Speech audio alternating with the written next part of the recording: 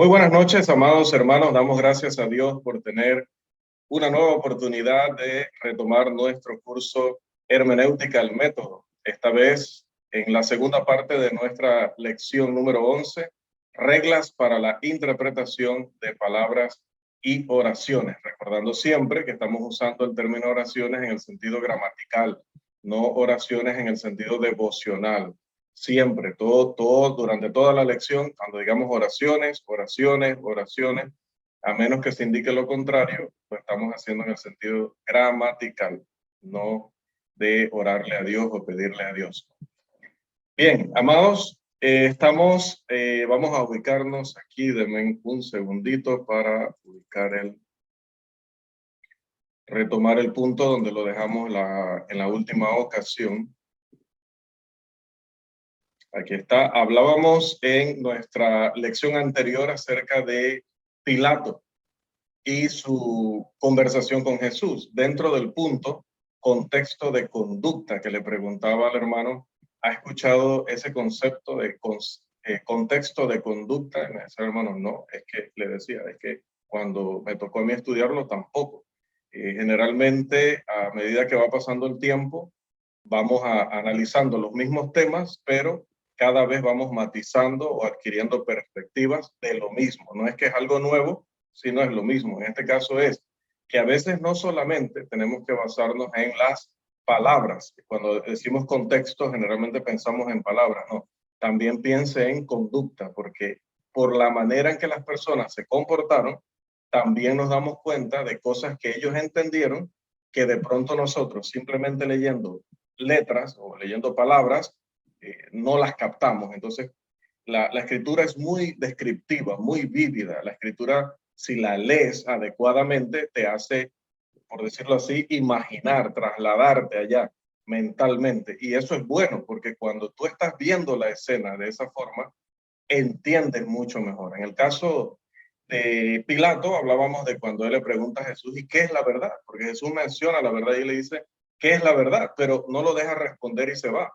Y decíamos que no le da tiempo al maestro para responder, indicando que no le interesaba su respuesta. Y que la conducta, en este caso, el contexto de conducta del gobernante, nos impide considerarlo un buscador de la verdad. Más bien, solo es un simple pensador, como se consideraba un pensador en aquella época. Y su consulta no tiene más sentido que un ajá. ¿Qué sabes tú sobre la verdad? Los más grandes filósofos y pensadores no han podido ponerse de acuerdo en cuanto a un estándar sobre el cual deban medirse todas las cosas. O sea, eso a lo que algunos le llaman la verdad. Por lo tanto, tú estás mencionando un concepto del que tú no tienes ni idea, no sabes de lo que hablas. Entonces, esta forma de reaccionar de Pilato ante Jesús mostrará cuánto menospreciaba Pilato en ese momento al Salvador.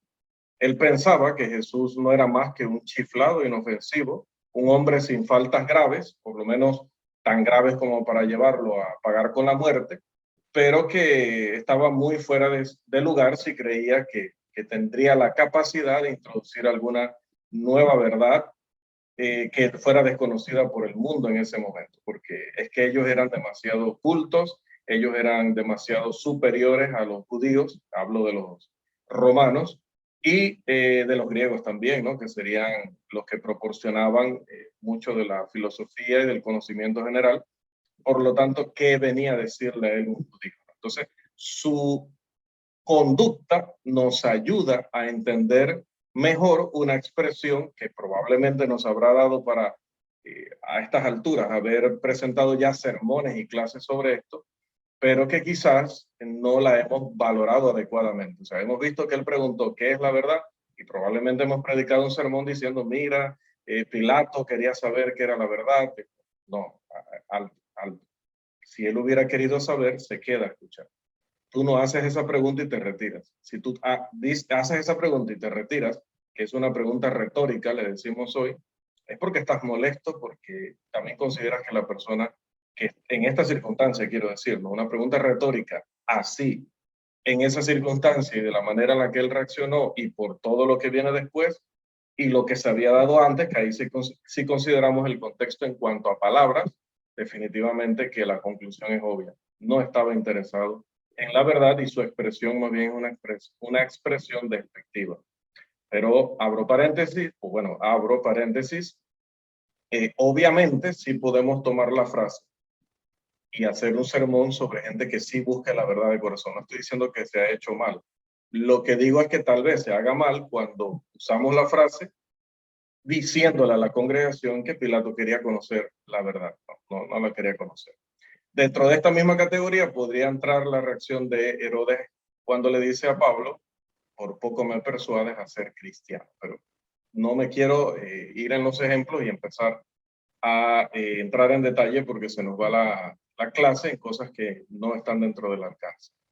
Ahora, muchas veces en los estudios también de los evangelios, amados, sería de gran ayuda en la interpretación de pasajes difíciles si supiéramos lo que se hizo en el momento en que la oración que estamos estudiando fue pronunciada. Sería muy valioso. Por ejemplo, les voy a dar ejemplos para darle sentido a lo que acabo de decir.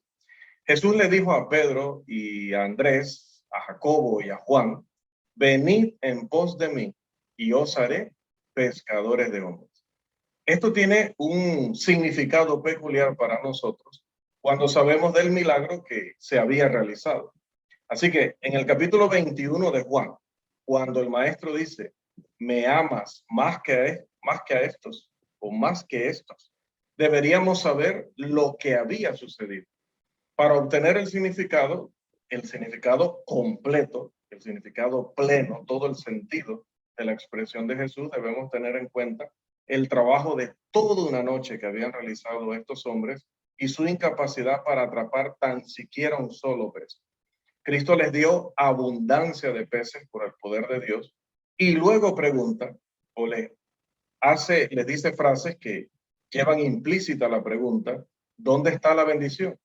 En la pesca que ustedes estaban realizando y en la pesca que han realizado en días anteriores, o en seguirme a mí para pescar hombres. Y sabemos lo que sucedió, que al instante, dejando las redes, le siguieron. A veces el escritor del Nuevo Testamento no ha registrado todos los hechos de un evento, y en ese caso es sabio preguntar. Y recuerden que cuando decimos preguntar, estamos hablando figuradamente. Estamos estudiando Mateo y abrimos Lucas y le preguntamos a Lucas. ¿Cómo le preguntamos a Lucas? Abriendo Lucas y estudiando Lucas. Le preguntamos a Marcos, le preguntamos a Juan para ver si ellos pueden complementar la información que nos ha dado Mateo. Vamos entonces, amados, a la regla número 3. Esta regla número 3 dice, la Biblia, siendo la verdad de Dios, debe armonizar consigo misma.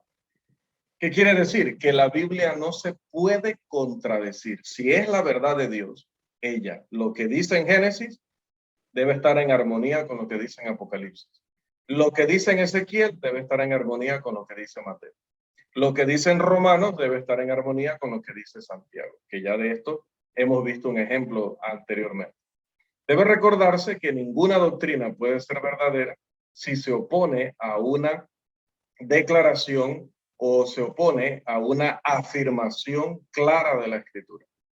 Entonces, es claro que las grandes diferencias y divisiones religiosas que ha habido en el mundo no son responsabilidad de la Biblia, ya que se han aplicado de manera caprichosa sus declaraciones a temas y a situaciones que no estaban en la mente de los escritores bíblicos. Y por lo tanto, todas esas guerras que se han llevado a cabo en ausencia de alguna enseñanza o de algún respaldo de las escrituras. Pero si los exégetas, los intérpretes, aceptaran que la palabra de Dios tiene que armonizar, debe armonizar consigo misma, porque es una necesidad y debe ser característico de su naturaleza, y que nunca debe interpretarse la Biblia de tal manera que haya una colisión entre sus enunciados o sus afirmaciones o sus doctrinas, esa guerra típica de los sectarios, poniendo escritura contra escritura, que sobre todo la tenemos en los debates que realizamos con ellos o en aquellos debates más informales que se dan en el momento que estamos evangelizando. No se daría esta guerra de escritura contra escritura. Es más, eso ya se hubiera abandonado hace muchísimo tiempo. Pero bueno, lamentablemente están usando la Biblia contra la Biblia para tratar de demostrar que de todas maneras ellos tienen razón, cuando en realidad es que poner Biblia contra Biblia demuestra que la primera declaración bíblica no la entendiste. Entonces estás usando otra creyendo que aquella otra se opone a la primera. Regla número 4.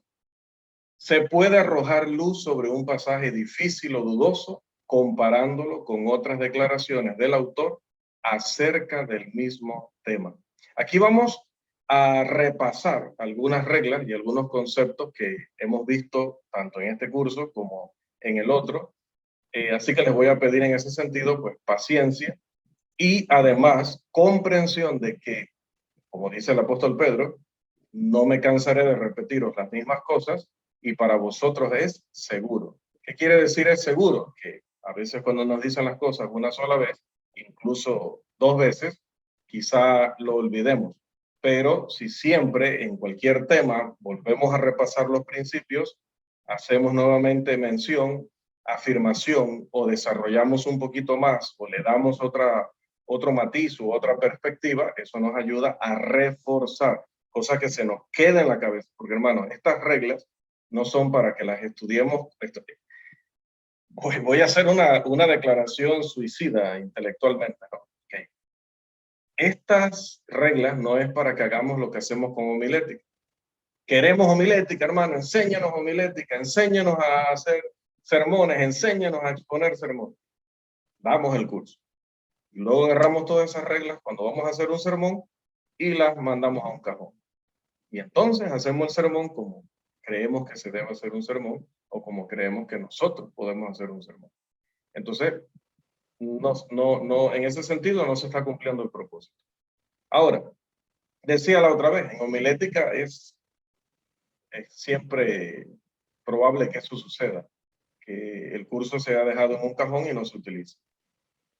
Puedes presentar un sermón y quizás no vas a presentar el sermón más efectivo, más eficiente, más eficaz, pero la gente te entiende y sobrevives.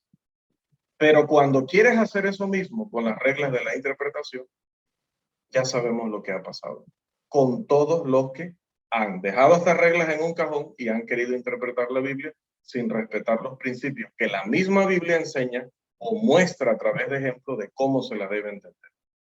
En lo que ha terminado es en dividir a la iglesia. Lo que ha terminado es en que oímos hermanos diciendo cosas en el púlpito que son una barbaridad. Entonces, acá no podemos hacer eso, hermano. Por eso es que acá sí tenemos que manejar esas reglas así, al punto de que las manejemos así como manejamos a veces las del béisbol, así como manejamos otras reglas de otros ámbitos, bueno, así mismo.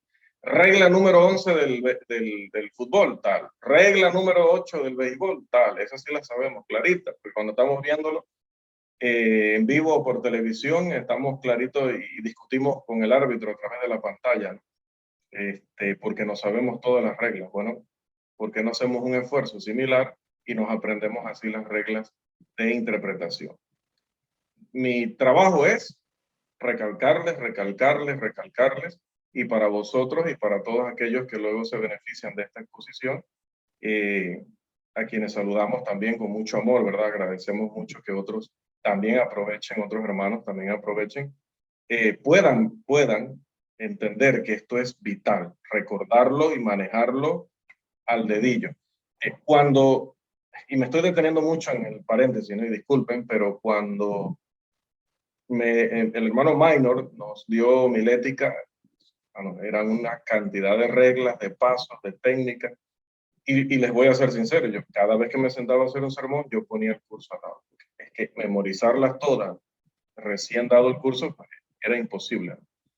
Entonces, luego sucedió lo que les he dicho que va a suceder, les prometo que va a suceder, porque conmigo sucedió, que de tanto consultar y hacer, consultar y hacer, consultar y hacer, llega el momento en que ya se te vuelve un hábito, un buen hábito. Entonces ya vas dejando el folletito de lado y ya llega ese momento en que les dije, sí hay un momento en que ya hasta puedes evaluar las reglas y decir hasta qué punto vas a adaptarte a todas las reglas o hasta qué punto habrá reglas que podrás dejar de lado, homilética estoy hablando, para usar tus propias técnicas y ser tú mismo, ¿no?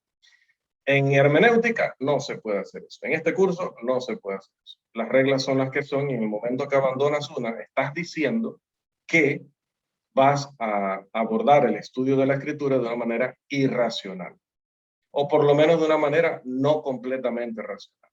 El resultado de eso siempre va a ser o falsa doctrina o simplemente pues un error.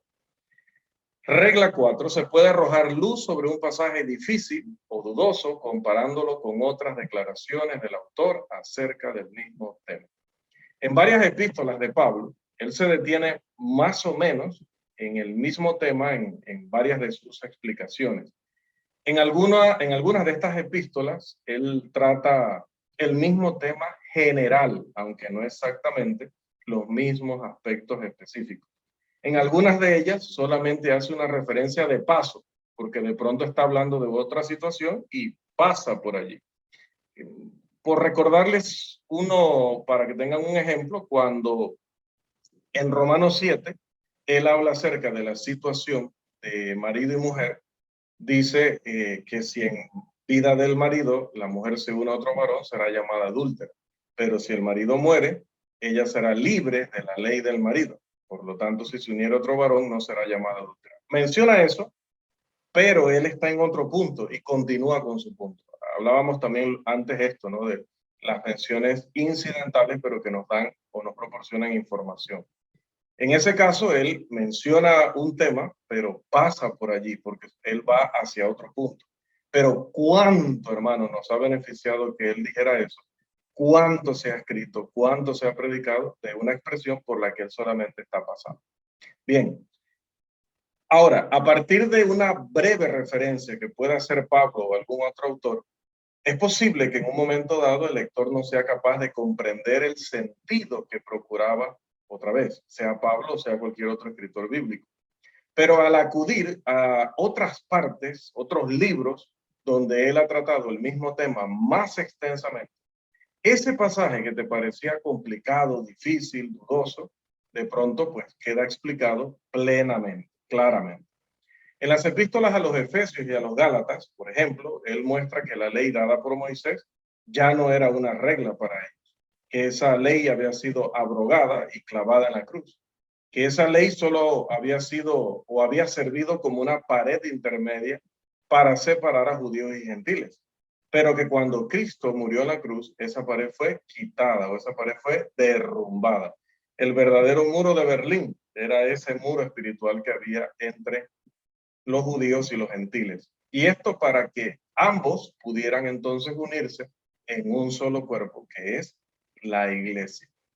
Y aunque ese lenguaje que él utilizó no podía, escuche, no podía ser malinterpretado por aquellos a quienes fue destinado originalmente, porque toda esa fraseología, ellos ya estaban familiarizados con ella, ya ellos entendían cuando se refería a esto o aquello respecto a la ley, respecto a la gracia incluso. Por lo tanto, pues hasta allí ninguno podía tener dudas, pero el lector contemporáneo sí que las puede tener. Puede tener dudas de si Pablo, como pasa con el caso de los adventistas del séptimo día y algunos otros, puede tener dudas respecto a si Pablo allí tiene en mente una porción de la ley o se refiere a toda ella. Pero en Colosenses, cuando vas a la otra carta de Pablo, ¿no? Vas a Colosenses, capítulo 2, los versículos 14 al 18. Y cuando vas a la segunda epístola a los Corintios, el capítulo 3, los versículos 6 al 14, donde él escribe más ampliamente sobre este punto en particular, el apóstol no deja ninguna duda en cuanto a sus explicaciones inspiradas sobre este tema, que se está refiriendo a la ley de los mandamientos expresados en ordenanza, que se está refiriendo a lo que se escribió en las tablas. Entonces, ya todas esas expresiones de Colosenses, Efesios, sumada con Romanos, etcétera, te dan todo el panorama de lo que el Espíritu Santo reveló a través de la pluma de este hombre inspirado. Si queremos entenderlo plenamente respecto a nuestro deber para con aquellos que no están todavía instruidos adecuadamente en el Evangelio, sería bueno que también comparáramos 1 Corintios 8, 1 al 13, que habla de comer lo sacrificado a los ídolos, con Romanos capítulo 14, que habla acerca de sobrellevar al débil en la fe. Y que hagamos lo mismo con respecto al tema de los líderes de la iglesia, que leamos lo que él dice en Corintios, pero también leamos lo que dice en Timoteo, pero también leamos lo que dice en Tito. Y si esperamos una declaración completa y perfecta en cualquier pasaje sobre el tema del débil en la fe, o sobre el tema de la ley de Moisés, o sobre este tema de los líderes, o sobre cualquier otro tema que haya tratado el apóstol, pues hermano, definitivamente que nos vamos a desilusionar, porque no habrá un texto que nos diga en tantas y cuantas palabras toda la doctrina bíblica sobre un tema en la pluma de Pablo o de Santiago o de Juan o de Pedro. Pero si juntamos todos los pasajes que encontremos del mismo autor explicando alguno de estos temas, podremos entender plenamente su perspectiva, que es la perspectiva que quería Dios que él tuviera. Pasamos entonces a la regla número 5. La regla número 5 dice, ayúdenme por favor que ya se me está secando la garganta nuevamente. Ya tengo una edad. ¿Quién me ayuda? Por favor, regla número 5, ¿qué dice? Amén, hermano. Regla número 5: será de gran ayuda en la interpretación de las oraciones de un escritor examinar también las declaraciones de otros escritores acerca del mismo tema, autores que tienen la misma autoridad. Si Excelente. decimos que todos los apóstoles fueron inspirados por Dios, entonces todo lo que ellos enseñen acerca de cualquier tema tiene que ser la verdad. Amén. Gracias, Carlos. O sea, eso mismo. Si ya leí un pasaje de Pablo que estoy analizando y leo otros pasajes de Pablo sobre el mismo tema que estoy analizando, si aún quiero entenderlo mejor, tengo que salirme de los escritos de Pablo, ir a los de Pedro, ir a los de Juan, ir a los de Santiago, ir al de Judas y al de Lucas y al otro, a Marcos y el otro, si tratan este mismo tema para todavía entenderlo mucho mejor. ¿Y por qué puedo hacerlo? Porque si todos ellos fueron inspirados por Dios, todo lo que ellos hablaron acerca de ese tema es digno de que yo lo estudie y lo obedezca porque es la revelación de Dios para nuestros días. Si queremos conocer, por ejemplo, con certeza todo lo que el Salvador dijo acerca de la Gran Comisión, será bueno que leamos todo lo que los escritores han dicho al respecto. ¿Quiénes? Bueno, los que registran ese evento. Mateo, Marcos y Lucas. Ellos han hablado en todo caso deliberadamente acerca de ese tema. A propósito, cada uno de ellos lo trató y cada uno de ellos nos da diferentes perspectivas, porque ninguno usa exactamente los mismos términos en sus registros que el otro. Pero podemos estar seguros de que todo lo que ellos digan, con unos términos o con nosotros, más detallado, menos detallado, todo significa la misma cosa.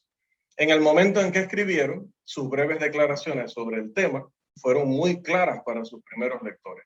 Porque recuerden, escribieron en el idioma que estas personas hablaban. Y ya hemos mencionado aquí la ventaja que se tiene con el griego. Con el griego tú usabas un término que significaba subir, pero el mismo término le decía al oyente si era subir corriendo, subir caminando. Un ejemplo, estoy poniendo un ejemplo así de esos que me vienen, que no necesariamente son fieles a la situación, ¿no? Sino que estoy inventando, ¿no? Inventando, pero para ilustrar. Hago la aclaración. ¿Okay? Hay un término subir, pero para nosotros subir, tenemos que agregarle subir caminando, otro término. Subir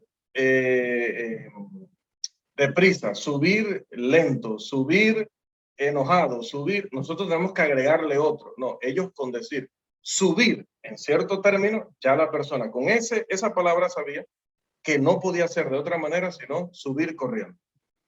¡Qué belleza! Entonces, nosotros no. Nosotros vemos la traducción en español que dice subir y tenemos que ir al léxico, ver la palabra original, ver cómo la define el lexicógrafo y entonces saber a qué tipo de subir se refería. Entonces, por eso es que digo que a veces el escritor dice algo muy breve que luego otro lo amplía, pero a veces todos son muy breves, pero breves nos parecen a nosotros, pero para sus primeros lectores no, porque también cuando ellos mencionan ciertos eventos, nosotros tenemos que otra vez ir a buscar auxiliares y enciclopedias y a comentarios bíblicos, como se hablaba el otro día, para tener una perspectiva total. En cambio, ellos que vivían en esa geografía, en ese momento, en esa circunstancia, a que hablaban ese idioma, con una línea entendían un montón, lo que nosotros no entendemos hoy. Le decía a Carlos que cuando escribí en el grupo de WhatsApp que iba a, por ejemplo, a refutar al hermano David Lipscomb,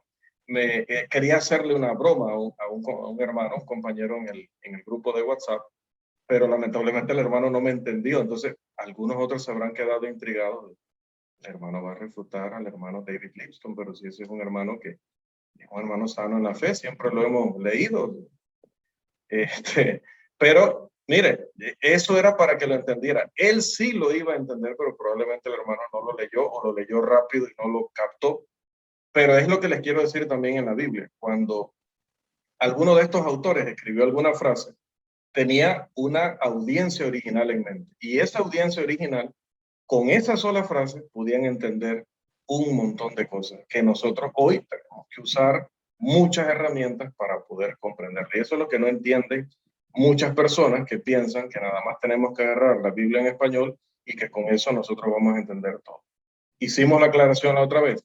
Ciertamente, si ha sido la providencia de Dios que la Biblia llegue, se haya escrito en un idioma diferente al que nosotros hablamos, pero que llegue en nuestro idioma a nuestras manos, es porque en nuestro idioma podemos ser salvos entendiendo lo que entendemos en nuestro idioma. Eso está claro. Eso, como dicen los españoles, démoslo por descontado. Eso está tácito. Pero, eso no significa que no podemos tener, que no podríamos tener una comprensión aún muchísimo más profunda si tan solo consultáramos esas herramientas auxiliares que nos ayudan a ir más allá de donde nosotros en español y en nuestras circunstancias comprendemos.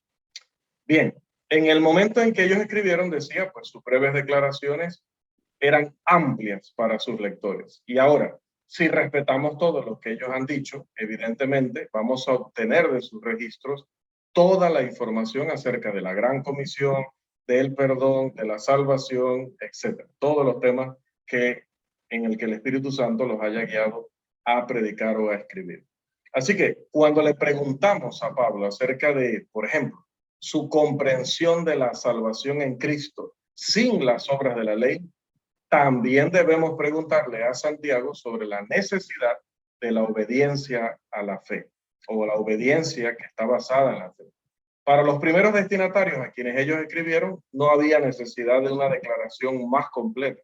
En cambio, para nosotros habrá una instrucción perfecta cuando comparemos el contenido de Pablo con el contenido de Jacobo o Santiago. Si vamos, por ejemplo, a 1 de Pedro 3:13 al 15, que nos habla acerca del gobierno civil, se entenderá mejor ese pasaje si lo leemos en conjunto con Romanos 13:1 al 7, que trata del mismo tema. Ambos hablan acerca de la sujeción del cristiano al gobierno civil. Y mediante la comparación obtenemos aquello que enunciaba el salmista de la suma de la sabiduría de Dios acerca de este tema. Regla número 6. Hermano, nos ayuda nuevamente, por favor.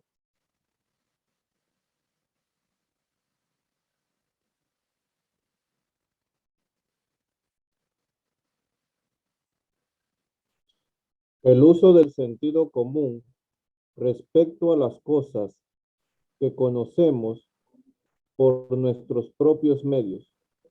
Gracias, hermano Irving. El uso del sentido común respecto a lo que nosotros conocemos. Es decir, amados, precisamente hablábamos al inicio del tema de la iluminación, ¿no? Nosotros no necesitamos iluminación del Espíritu Santo para entender la Escritura. El mismo apóstol que sí tenía esa iluminación, dice en Efesios 3:1 en adelante, si no me equivoco es el versículo 3, entre el 3 y el 5 dice que leyendo lo cual podéis entender. Este mismo apóstol escribe allá en la primera carta a los Corintios, capítulo 4, versículo 6, que debemos aprender, debían hacerlo los corintios y debemos hacerlo nosotros, aprender a no ir más allá de lo que está escrito. Por lo tanto, nosotros no necesitamos más que eso. Juan todavía lo va a decir más claramente, que Jesús hizo muchas señales y milagros, pero que esas se habían escrito para que a través de esa escritura nosotros creyéramos y creyendo tuviéramos salvación. Entonces, nosotros tenemos una capacidad innata como seres humanos.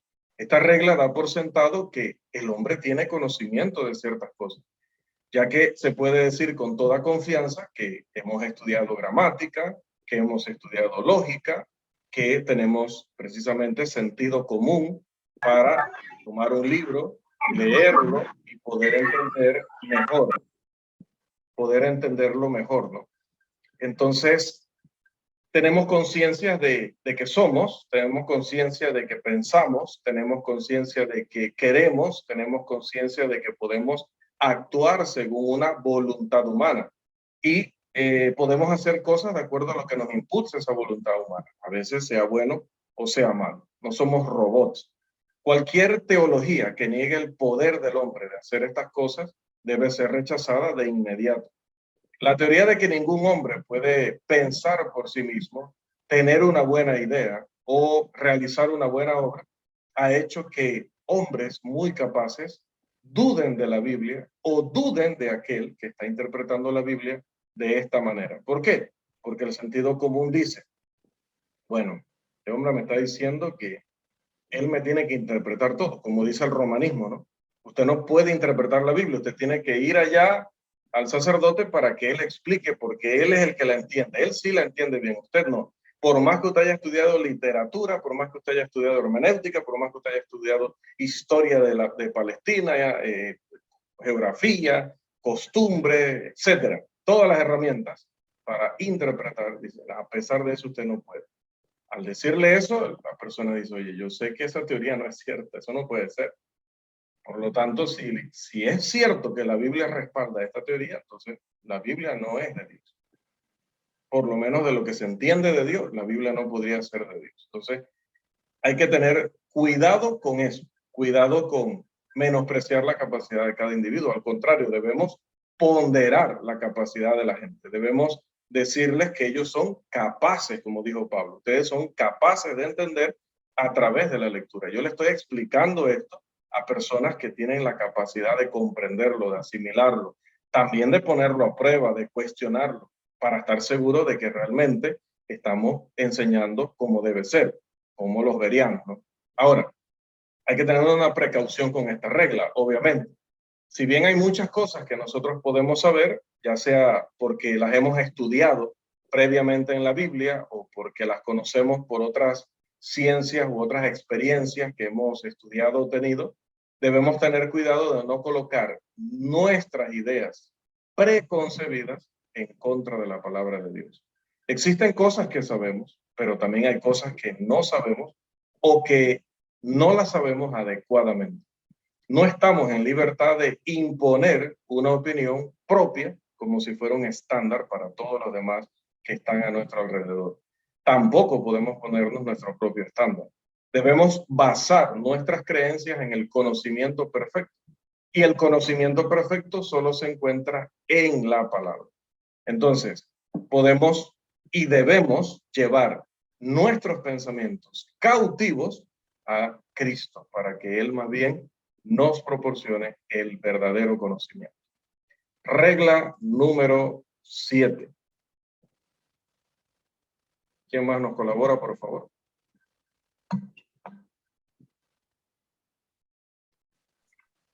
Regla 7. Lo que es figurativo debe interpretarse según las leyes que rigen el lenguaje figurado. El lenguaje literal no debe ser interpretado a través del lenguaje figurado, sino que lo figurado debe interpretarse mediante lo que es literal. Amén. Bien. Ayúdame ahí con Josué, por favor, Carlos. El lenguaje literal nunca debe interpretarse utilizando una figura, pero nunca. ¿Por qué? Porque casi cualquier teoría puede ser apoyada supuestamente mediante las escrituras si el exégeta, el intérprete, tiene la libertad de suponer sus posiciones y captar el sonido de las palabras figuradas con la intención de obligarlas a hacer un servicio de agentes didácticos más allá del servicio didáctico que pretendía con esa figura el autor bíblico.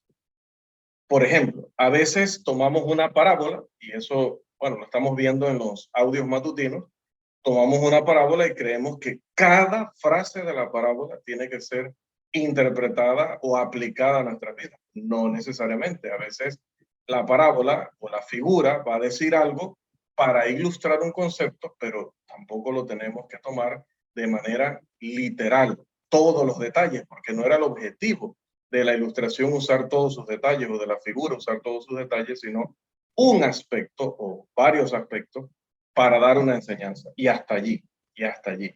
Porque de esta manera, utilizando el lenguaje figurado para interpretar el lenguaje literal, los hombres han defendido todas las doctrinas que su ingenio ha podido inventar. Si vamos al lenguaje figurado de la Escritura, leeremos que, por ejemplo, David dice que él es un gusano y no un hombre. Leemos que Job declara que el hombre sale como una flor y es cortado y huye como la sombra y no permanece. De esta manera, los judíos entendieron que el templo que había llevado mucho tiempo edificar y mucha inversión, el Salvador prometía volverlo a edificar en 3 días si éste era destruido. Pero claro, ellos pudieron entender correctamente, pero prefirieron mostrarse confundidos con el juego de palabras porque eso les ayudaba más al propósito que tenían de provocar odio en contra de Cristo, porque supuestamente él estaría amenazando el santo templo, ¿no? Entonces, obviamente que en ese caso, ellos no era que no podían entender, sino que no querían entender.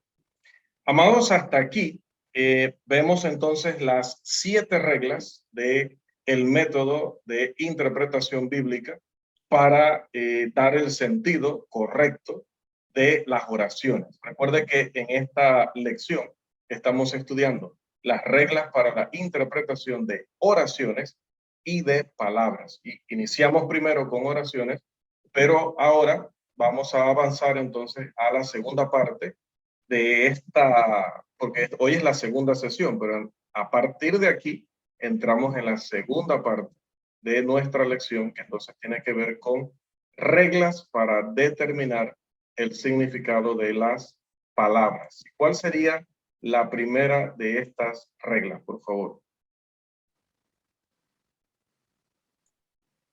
Regla 1. Todas las palabras deben entenderse en su sentido literal a menos que lo prohíba el sentido evidente del contexto. Las figuras son la excepción. El lenguaje figurado más bien es una excepción. El lenguaje literal es la regla. Por lo tanto, nunca debemos considerar nada como figurativo o figurado a menos que nos sintamos obligados a hacerlo porque el mismo pasaje no se puede interpretar literalmente porque sería un absurdo. E incluso allí se debe tener mucho cuidado. Somos muy propensos a considerar en los contextos alguna explicación que de pronto nosotros la estamos entendiendo mal. De pronto no estamos haciendo un buen trabajo exegético con el contexto. Entonces, se va formando alguna teoría en nuestras cabezas y esa teoría se la queremos aplicar al pasaje específico que estamos estudiando. Y habiendo creído en esto, entonces, cualquier cosa que encontremos en el pasaje que sea contraria a lo que habíamos deducido o entendido incorrectamente del contexto, cualquier cosa que encontremos contraria en el pasaje que estudiamos, la vamos a considerar como un error o como una interpretación errónea. Por lo tanto, si hallamos que el significado literal de las palabras se opone a nuestras especulaciones del contexto, estaremos dispuestos a dar a las palabras en cuestión, las palabras que estamos analizando, un sentido figurado. Vamos a decir, como esto no encaja, o sea, no encaja para mí, porque es que no he hecho la investigación adecuadamente, este pasaje no puede decir lo que dice, entonces vamos a darle un sentido figurado. Precisamente ayer, precisamente anoche, me decía una hermana, porque ya yo le había respondido una consulta sobre temas de matrimonio y divorcio. Y la hermana me dice, hermano, estuve hablando con un amigo y él me dice que esa pareja sí se puede casar. Cuando me dijo eso, pues esperé unos segundos porque dije, voy a tener que esforzarme para tratar de ser claro, ser más directo, pero sin abandonar la amabilidad y la ternura de la que Pablo habla en cuanto a que debe caracterizar a los ministros de Dios, ¿no? Porque incomoda, obviamente, incomoda y molesta, no porque nosotros lo sepamos todo y todo lo que digamos se tenga que tomar como una ley, sino porque percibo, y puedo estar equivocado, que entonces la persona no está buscando realmente la verdad. La persona está buscando un pretexto. La persona está buscando lo que quiere oír. Entonces, la persona me decía, es que ese texto de Mateo 19 dice así, pero lo que quiere decir es tal cosa. O sea, hizo una interpretación como tomando el lenguaje de Mateo 19:9 en un sentido figurado, como si el divorcio o el adulterio fueran figurados. Digo, es que no funciona de esa manera. Es más, los discípulos no lo entendieron de manera figurada. Entendieron que Jesús estaba hablando. Jesús enseñaba con figuras, Jesús enseñaba con parábolas, pero en ese momento ellos no lo entendieron así. De hecho, su reacción es clara de que habían entendido un lenguaje literal de parte de Jesús. Entonces le digo, hermana, lamento mucho pues que tenga que decirle que no sé quién sea el amigo, no sé ni siquiera si es amigo en común, pero no es así. No es así, hermano. Hemos dedicado bastantes años, bastantes recursos, bastantes oraciones. Y créame que yo seré de los primeros, si no el primero, en querer, vamos a decirlo potencialmente, ¿no? Entiendan, que no fuera así, que no fuera como lo entendemos. ¿Quién más que yo quisiera que así fuera? Pero esto no se trata de nuestros deseos y nuestras necesidades. Se trata de verdaderamente reconocer al Señor como eso, como el Señor de nuestras vidas. Entonces, interpretar las palabras de manera literal, tal cual están allí claramente expresadas, a menos que interpretarlas como lenguaje literal nos llevara a un absurdo. Definitivamente que nos encontramos un pasaje que dice, si tu mano te da ocasión de caer, córtate. Si tu ojo te da ocasión de caer, sácatelo. Sabemos que si así se tratara esa instrucción, entonces en la iglesia del primer siglo, imagínense la cantidad de personas que hubieran quedado amputados, creo que se dice amputados para todo, hubieran quedado sin muchos miembros de su cuerpo, incluyendo, que tengo dudas sobre el ojo, ¿no? Si se amputa el ojo.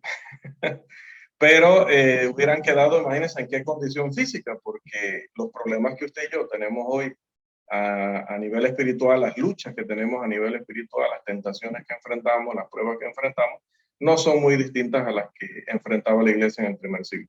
Si usted lee la carta de Primera de Corintios, usted se dará cuenta que algunas congregaciones hasta enfrentaban situaciones peores, si se puede decir, que las que nosotros experimentamos en nuestros días. Entonces, tenemos que ir a la Escritura sin tratar de meter en ella nuestras ideas preconcebidas o llegar al extremo de decir, bueno, aquí esto se entiende clarito, pero como esto no coincide con mi idea, entonces ahora voy a decir que esto no es literal, sino es figurado. La otra vez les di un ejemplo que tuve con un sacerdote, ¿no? En un pequeño debate informal con un sacerdote. Hace muchísimos años tenía, de hecho, ahora que recuerdo, oh, qué hermoso. Tenía 12 años cuando hablé con ese caballero. Y digo hermoso porque me estaba acordando de Jesús, ¿no? Que uno está ocupado ya en los negocios de su padre, ¿no? Eso es hermoso. La verdad que todos los que hemos tenido la experiencia de crecer en la iglesia, creo que tenemos que valorarla más que ninguno, porque es maravilloso, es maravilloso. Recuerdo, ahora me ha vuelto una imagen, porque la otra vez que les conté la anécdota no recordaba las circunstancias. Tenía 12 años y fuimos a visitar a ese padre porque compañeros del colegio me dijeron, vamos a ir allá, dice, donde el padre tal, que él es muy buena gente, no sé, siempre nos da merienda, nos da algo. Fuimos allá, efectivamente, el hombre de una vez nos preparó algo de tomar y nos hizo unos emparedados. Y allí nos mencionó algo, o alguien le dijo que yo no era católico, y se dio la conversación, ¿no? Entonces, yo le mencionaba, todavía en mi muy limitado conocimiento, yo le mencionaba el tema de los obispos, ¿no? Porque uno va a atacar por ahí siempre, uno de los más fáciles de mencionar. Yo le decía, bueno, en la Iglesia de Cristo creemos lo que la Biblia dice sobre los obispos. Aparentemente ustedes no lo creen. ¿Cómo así que no creemos lo de los obispos? Muchachos, ¿qué quiere decir con eso? Bueno, que la Escritura dice que el obispo debe ser marido de una sola mujer y debe tener hijos. Incluso deben ser creyentes. Quizás hoy lo estoy diciendo con términos más sofisticados de lo que los habré dicho a los 12 años, ¿no? Pero iba por ahí la cosa. Y él, su defensa fue decirme lo que siempre y siguen diciendo hasta el día de hoy. Es que ese lenguaje no es literal. Ahí no se refiere a hijos físicos, se refiere a los hijos espirituales. Mira, todos estos muchachos que tú ves aquí, tus compañeros, son mis hijos espirituales. Ellos me califican a mí para ser un sacerdote, al obispo para ser un obispo, porque él también nos tiene a varios de nosotros como sus hijos. Y la mujer allí no es mujer literal, es la iglesia. Ahí se refiere a la iglesia. Es más, si tú vas a Apocalipsis, imagínate, si tú vas a Apocalipsis, allá se habla de la mujer y se está refiriendo a la iglesia. Entonces, muchacho, no puedes atreverte a asegurar cosas de la Biblia cuando hay muchas cosas que desconoces. Por eso existe el Santo Padre. Por eso Dios lo dejó como el pastor de nuestras almas para que Él nos oriente. Y ni sigo porque se me convierten varios aquí hoy, ¿no? Al catolicismo. Entonces, recuerdo que le decía eso y recuerdo que esa fue su explicación. O sea, que mujer era la iglesia y que los hijos eran los miembros, ¿no? O las personas que se dejaban enseñar por ellos. O sea, es definitivamente increíble, pero así es, definitivamente que así es. Bueno, mis hermanos y amados varones, continúa, como siempre les digo, ¿no? Otra parte allí de esta lección, reglas para determinar el significado de las palabras, pero si nos adentramos allí, pues la lección sería bastante extensa.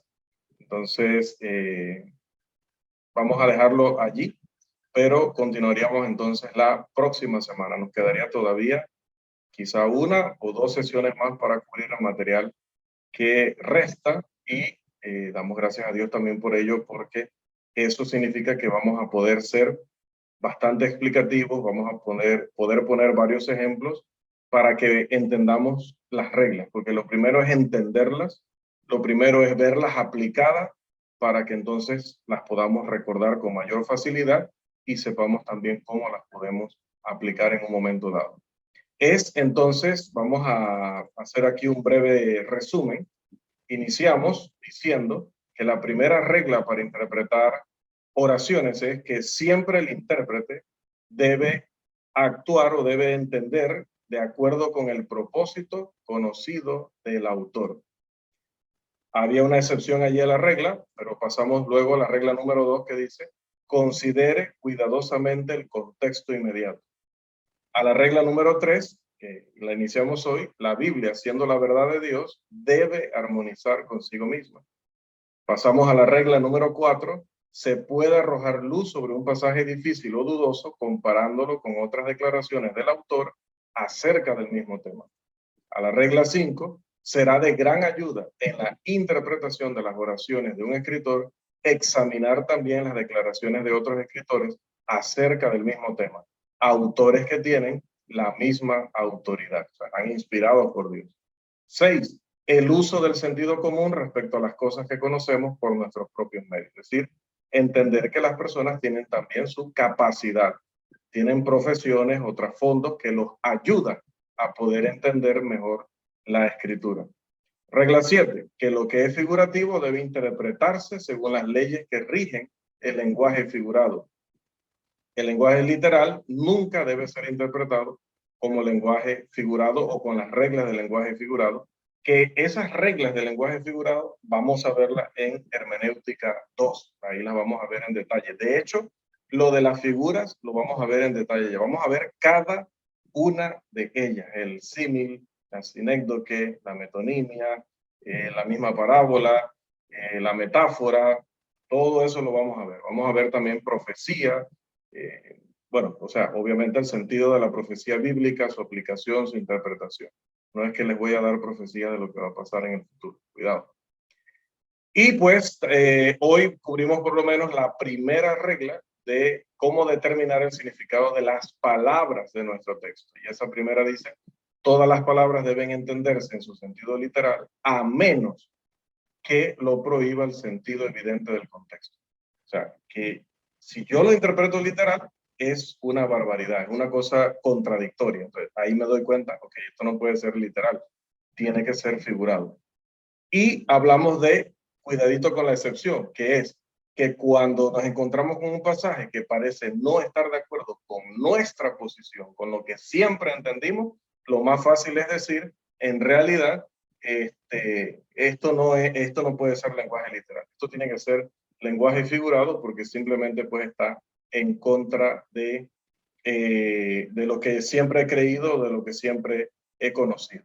Mucho cuidado con eso porque podría ser que somos nosotros los que estamos equivocados en la interpretación del contexto. Entonces allí tenemos que valernos, ahí sí, ir a comentarios, preguntar a hermanos, ver estudios sobre el tema, todos los recursos que podamos, para ver otras perspectivas y ver si somos nosotros los que en nuestro proceso nos estamos equivocando. Pero recuerde que, como les dije en la lección pasada, el uso de los comentarios con mucha precaución, porque tienden a poner en nosotros ya lo que significa el texto. Y nosotros inconscientemente o perezosamente a veces ya tomamos, ok, esta explicación está genial porque la dice fulano de tal. Esa es la que voy a asumir y es la que voy a enseñar. Entonces, ¿para qué estamos dando este curso? Por eso les decía ese día, ¿por qué yo tengo que ir directamente a un comentario sobre este pasaje para yo poder entenderlo? Entonces, ¿para qué estamos dando el curso, hermano? El curso nos está hablando específicamente de todos los pasos y de todas las cosas que yo debo tomar en consideración para entender un texto. Si luego lo primero que yo hago cuando no entiendo un versículo es ir al comentario, me estoy equivocando gravemente. Seré de las personas que serán llevadas de cualquier viento de doctrina, porque en el momento que alguno de nuestros hermanos se equivoque, yo repetiré su error, yo le daré largas a su error. Cuando algún sectario sutilmente deslice alguna de sus preconcebidas teologías erróneas, pues también me voy a contagiar de ellas, porque siempre que me encuentro un pasaje que no entiendo o que lo quiero entender más profundamente, me da pereza hacer todo este proceso que menciona el método de la hermenéutica. Y claro, lo más fácil es ir a alguien que supuestamente ya hizo el trabajo, pero hermano, puede haber quienes hayan hecho el trabajo, sí, el trabajo de Satanás, la tarea de Satanás. Y usted y yo cayendo ingenuamente en eso. Que el Señor nos reprenda, que el Señor nos haga ver nuestro error si nos acercamos a la Biblia de esa manera. Todos los que estamos aquí se supone que estamos recibiendo este curso para aplicarlo, no para guardarlo en un cajón, como decíamos hace un rato. Así que, varones, vamos a dejar la lección de esta noche hasta aquí y nos veríamos entonces el próximo viernes para continuar entonces con reglas para determinar el significado de las palabras.